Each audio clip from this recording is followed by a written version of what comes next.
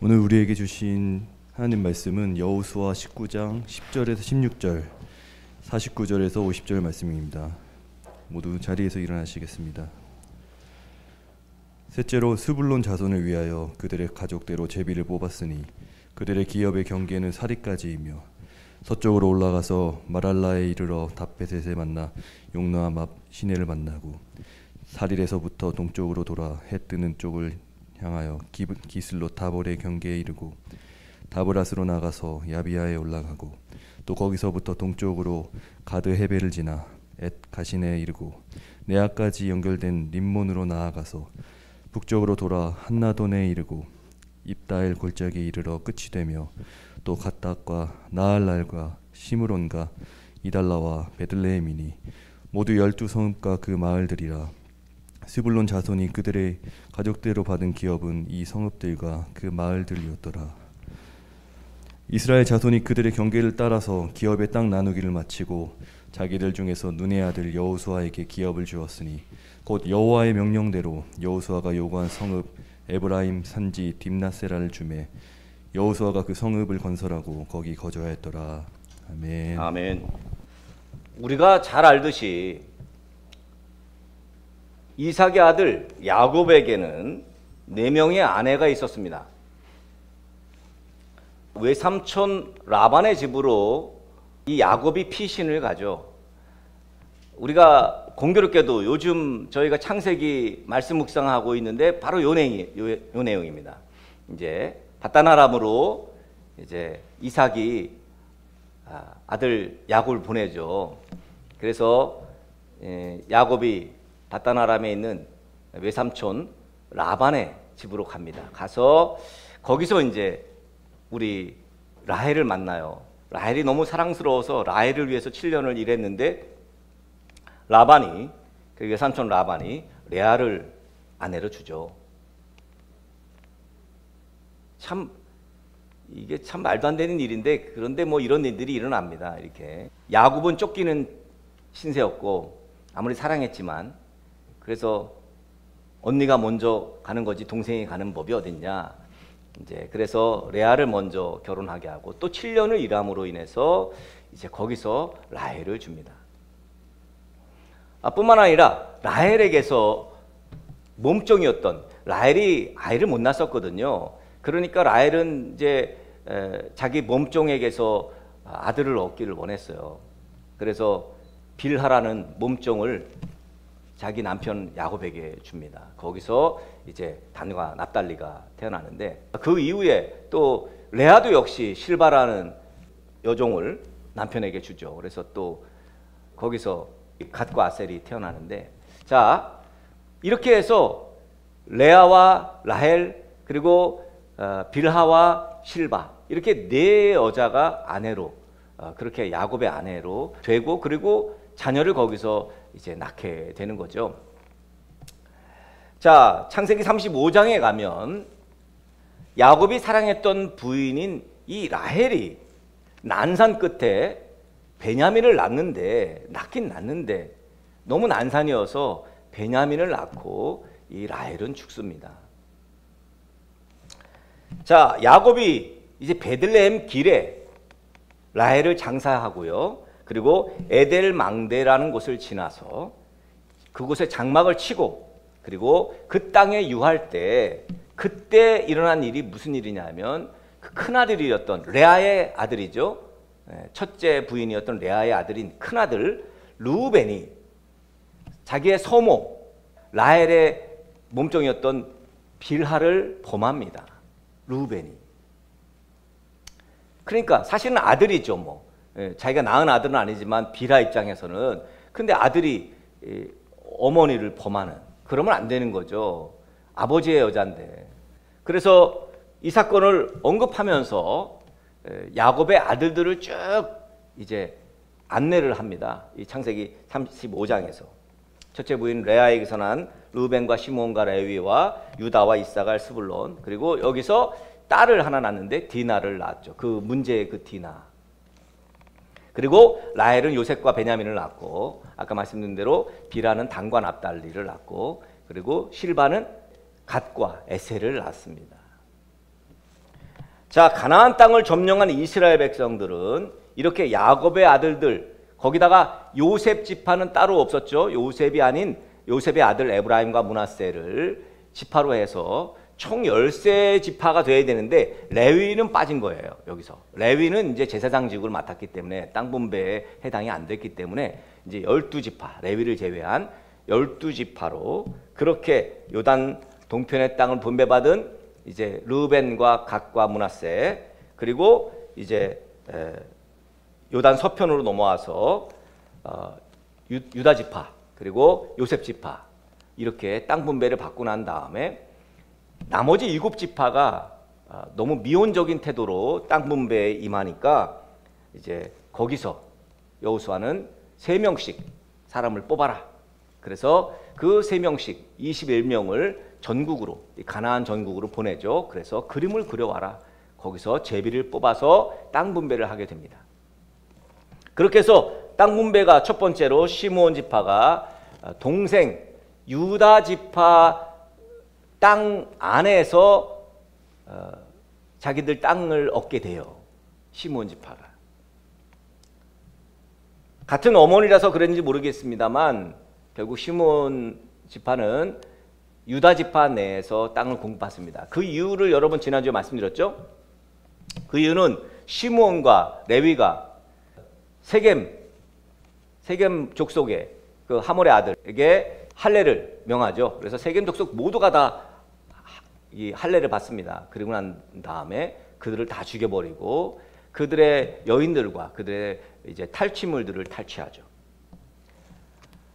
그 분노, 그것 때문에 결국은 하나님께서는 시므온과 레위, 특별히 시므온을 이렇게 그 화를 낸 것 때문에 시므온 지파를 이제 유다 지파 내에서만 있게 하고 결국 유다 지파에 귀속이 됩니다. 시므온 지파는. 그러니까 하나님은 그런 것 같아요. 우리가 이제 악을 행한 사람들에 대해서 어떻게 대할 것인가. 그런데 이 악을 행한 사람들은요, 우리가 원수를 갚지 않아도, 우리가 복수하지 않아도 하나님은 자연스럽게 그 악을 갚으시는 것을 알 수가 있습니다. 혹자들은 아유 목사님 무슨 말씀입니까? 저 사람 저 잘 먹고 잘 삽니다. 근데 여러분 보세요.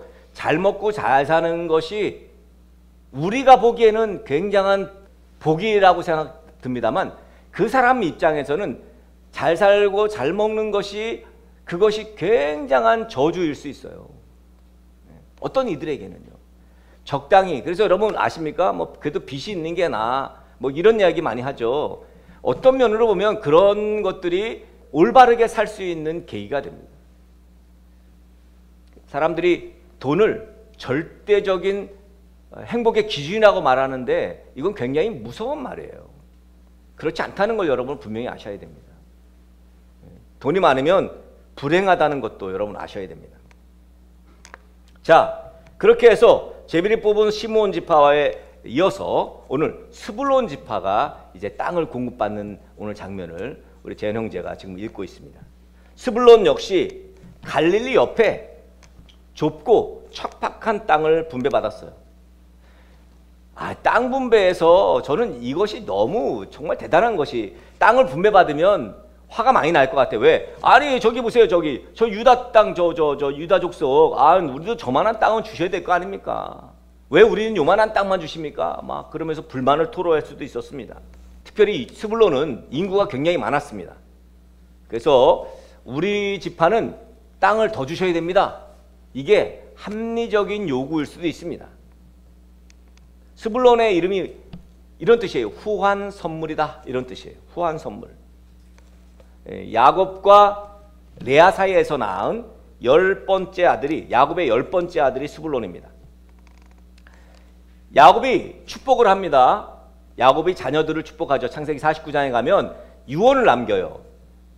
그런데 이 시므온은 저주했잖아요. 그때. 근데 이 스불론에 대해서 이렇게 유언을 합니다. 해변에 거주하며 그 경계가 시돈까지 이를 것이다. 이 예언대로 스불론의 후손들은 지중해 연안에 이제 기업을 분배받습니다. 그리고 해변까지 영토를 넓히고 무역을 통해서 이제 해로를 개척하는 그런 사람들로 이 스불론 지파가 살게 되죠. 자, 출애굽 당시에 이 시내 광야에서 조사했을 당시에 스불론 지파의 인구수가요 57,400명이었습니다. 2차 조사가 이루어졌는데 2차 조사 때는 6500명으로 광야 생활에서 지파 수가 더 늘었어요. 우리가 보았던 지난주에 봤던 시므온 지파는 5만에서 2만 2천 명으로 줄었잖아요. 그런데 스불론은 오히려 인구수가 늘었습니다. 그의 이야기는 하나님께서 복을 주셨다는 거죠. 광야에서 유다 지파를 기준으로 회막 동편에 진을 칩니다. 가나안 정착한 이후에 그 이후에 이제 사사시대가 오잖아요. 사사시대가. 땅 분배된 정착 이후에 사사시대가 오는데 이 사사시대에는요. 납달리 지파를 도와서 가나안 왕이었던 야빈을 몰아냈어요. 전쟁을 했다고요. 이게 왜 중요하냐면 이따가 보게 될 에셀 지파라든지 이런 데는 전쟁을 안 했어요. 그냥 굿이나 보고 떡이나 먹었어요. 이 사람들은. 왜냐하면 하나님께서는 이 가나안 땅을 정복하라고 하시면서 뭐라 그랬어요? 가나안 백성들을 다 진멸하라고 하셨거든요. 그런데 이 말씀에 순종한 사람들이 많지 않았습니다. 근데 이 스불론 지파는 그 말씀에 순종했어요. 그래서 이제 미디안과의 전투, 기드온이 벌이잖아요. 기드온 사사가 미디안과의 전투를 벌일 때도 이 스불론 지파는 참전합니다. 거기에. 그리고 스불론 지파의 엘론이라는 우리가 아는 그 사사 중에 엘론이라는 사사가 있거든요. 이 엘론이 바로 스불론 지파의 사람이에요. 그러니까 스불론 지파는 그만큼 하나님의 명령에 또 하나님께서 말씀하신 데 굉장히 순종했던 지파라고 그렇게 볼 수 있죠. 자, 스불론 지파의 기업 갈릴리 바다. 우리가 야곱이 예언했던 야곱이 이제 유언했던 내용 중에 해변에 다스릴 거라고 말씀했던 거고 똑같이 갈릴리 바다 지중해 사이의 땅을 분배받습니다. 점차 서쪽으로 지경을 넓혀가요. 그리고 지중해에 이르릅니다. 사울 시대에는요, 이 스불론이 다윗을 왕으로 세우는데 앞장섭니다. 그래서 다윗의 근거지가 헤브론이잖아요. 그 헤브론으로 나아가요. 다윗 왕의 즉위식에 필요한 물품을 공급해주는 지파가 바로 스불론 지파예요. 나중에 스불론 지파를 이제 이렇게 좀 엮어보면 나중에 이제 예수님께서 이 땅에 오셔서 활동했던 주 무대가 가버나움인데 이 가버나움 역시 스불론 지파 땅입니다. 어찌됐건 스불론은 이렇게 보면 정말로 하나님의 뜻대로 행하려고 애썼던 지파 같아요. 자, 그 다음에 나오는 이사갈 지파가 땅을 분배받습니다. 이사갈 지파는 역시 레아에게서 난 야곱이 레아에게서 낳은 야곱의 9번째 아들이 바로 이 이사갈이죠. 이사갈이 얻은 땅은 갈릴리입니다. 갈릴리죠. 특히 이사갈이 얻은 땅 중에 여러분이 아실 만한 곳은 이스라엘 평야예요. 이스라엘 평야. 이스라엘 평야를 여러분이 열왕기상에 가면 이스라엘 평야 얘기가 나오죠. 이스라엘 평야 얘기. 구체적으로 이스라엘 평야라고 나오지 않아요. 여기선 뭐라고 나오냐면 열왕기상 21장에 나봇의 포도원이 나옵니다. 나봇의 포도원 알죠? 그냥 포도가 어마어마하게 열리는 비옥한 땅. 바로 거기가 이스라엘 평야예요. 그러니까 이사갈이 분배받은 이 갈릴리 지역 이스라엘 평야는 어떤 곳이에요? 정말 비옥한 땅이에요. 엄청나게 비옥한 땅입니다. 얼마나 비옥했는지는 우리가 나봇의 포도원에 나오는 이야기를 통해서 알 수가 있습니다. 자, 야곱의 예언대로 이사갈 지파는 농사를 지으면서 평안한 생활을 했다. 그렇게 기록되어 있습니다. 자, 그 다음으로는 아셀 지파입니다. 이제 아셀 지파. 아셀 지파가 땅을 분배받습니다. 아셀은 레아의 종이었던 실바에게서 낳은 아들이에요. 야곱의 8번째 아들입니다. 아셀 지파가 분배받은 땅 서쪽으로는 지중해죠. 그리고 동쪽으로는 므낫세와 스불론 지파들의 경계하는 그 땅을 이제 분배받습니다. 그러니까 남북으로 기달한 땅이죠. 보시면 알겠습니다만 아셀 지파 이렇게 저기 보면 물론 뭐 아셀 지파가 분배받은 이 땅 역시도 이스라엘 평야와 악고 평야가 같이 붙어 있는 그런 곳입니다. 그러니까 여러분 이스라엘 평야를 이사갈이 다 쥐고 있습니다만 그렇지만 어느 귀퉁이도 아셀이 가지고 있었기 때문에 그래도 비옥한 땅이 있었던 지역입니다. 여기는 해양성 기후의 영향을 받아서 기름을 생산할 수 있는 감람나무가 특히 많았다 그래요. 야곱이 아셀에게 예언할 때 유언을 남길 때 이렇게 말합니다. 아셀 지파에서 나는 식물이 기름질 것이다 이렇게 예언했어요.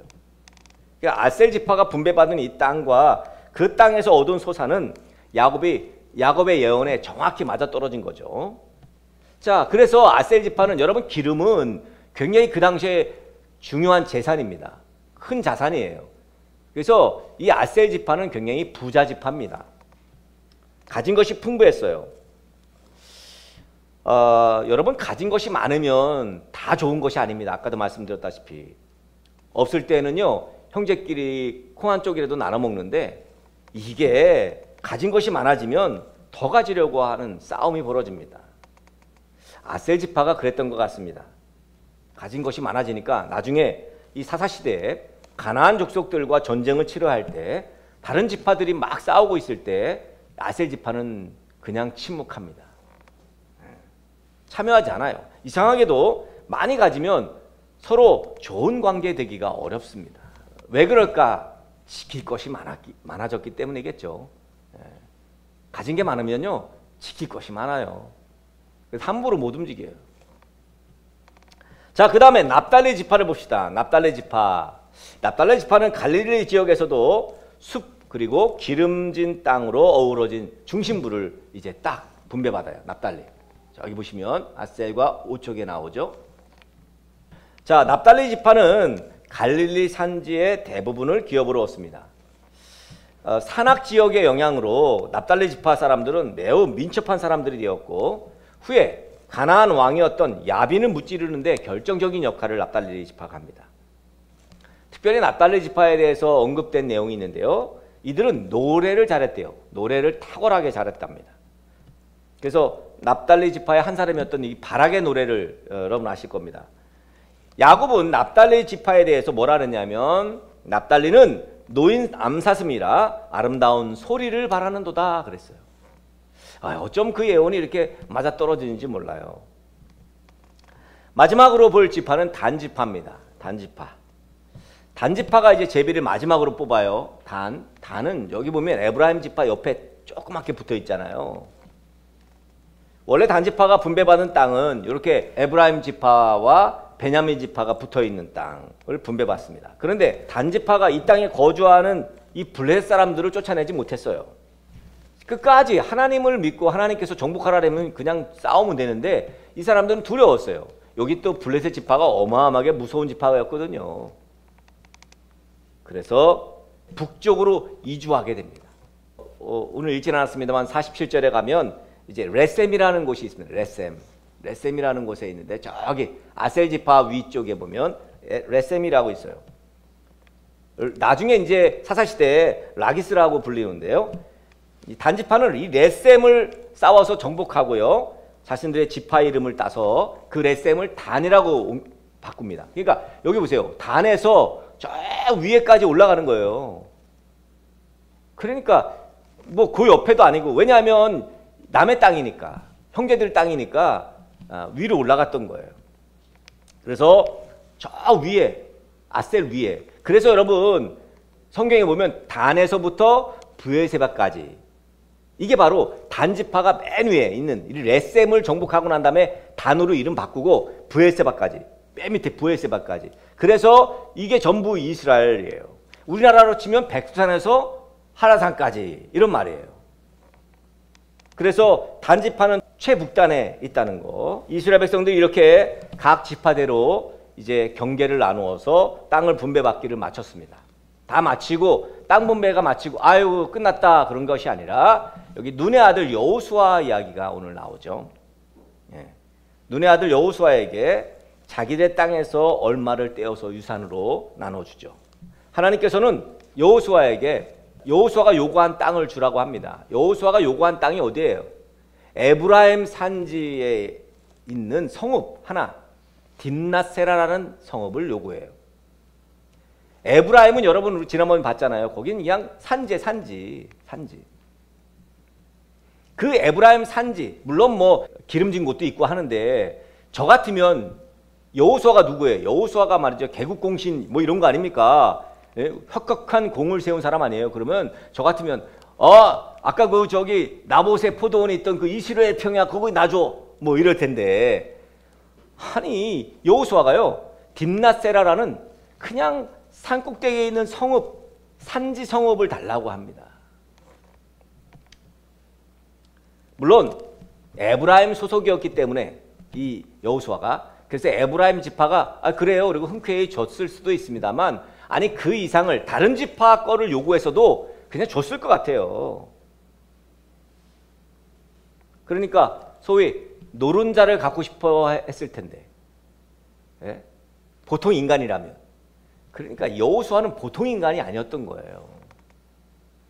지도자라고 해서 이게 참 현대 지도자들이 좀 배워야 될 점입니다. 지도자는 무조건 자기가 원하는 것을 가져야 되는 게 아닙니다. 겸손하고 배려하고 그럴 줄 아는 사람들. 그래서 여러분 생각해 보세요. 딥낫세라를 여호수아가 공급받았어요. 그러면 이스라엘 백성들이 뭐라 그랬겠어요? 안 됩니다, 안 됩니다. 더 좋은 데로 가십시오. 아니다, 여기가 됐다. 아닙니다, 난 됐어. 뭐 이게 정상이죠, 이게 정상. 참 멋있지 않습니까? 저는 여호수아가 딥낫세라를 달라고 했을 때 저는 정말 위대한 이스라엘의 지도자가 맞다. 여러분 12지파 땅 분배가 다 끝나고 여호수아가 요구했던 딥낫세라, 우리가 여기서 또 한 사람을 소환해야 됩니다. 누굽니까? 여호수아와 같이 갈렙 또한 소환해야 됩니다. 이스라엘 백성들이 가나안 땅을 정복하는데 정말 대단한 공을 세운 사람 두 사람이 있죠. 바로 여호수아와 갈렙이에요. 하나님께서 이스라엘 1세대를 전부 이 광야 땅에서 다 죽이시고 오로지 여호수아와 갈렙만 요단강 건너 가나안 땅에 들어가게 하셨어요. 이유가 있어요, 이유가. 여러분 갈렙도 보세요. 갈렙이 얻은 땅은 어디예요? 갈렙은 헤브론 땅을 요청했어요. 거기 산지 헤브론 산지요. 이 산지를 내게 주소서. 산지를 달라고 했던 그 갈렙이 산지를 달라고 했기 때문에 어쩌면 여호수아는 뭐 평야를 달라고 할 수 없었을 수도 있지만, 어찌됐건 두 사람 다 이 리더십이요 정말 대단한 사람들이었다는 것을 우리는 볼 수가 있습니다. 정탐꾼 출신으로 여호수아와 갈렙만 가나안 땅에 들어가서, 그래서 산지를 요구했던 두 사람, 이들은 욕심을 부리지 않았다는 거예요. 그저 주시는 것으로 만족했다는 거죠. 이게 리더예요, 이게. 이게 믿음입니다. 땅 분배를 다 마친 이 시점에서 가나안 땅 분배를 돌아보면요 정말 힘든 일이었음을 여러분 알 수 있을 거예요.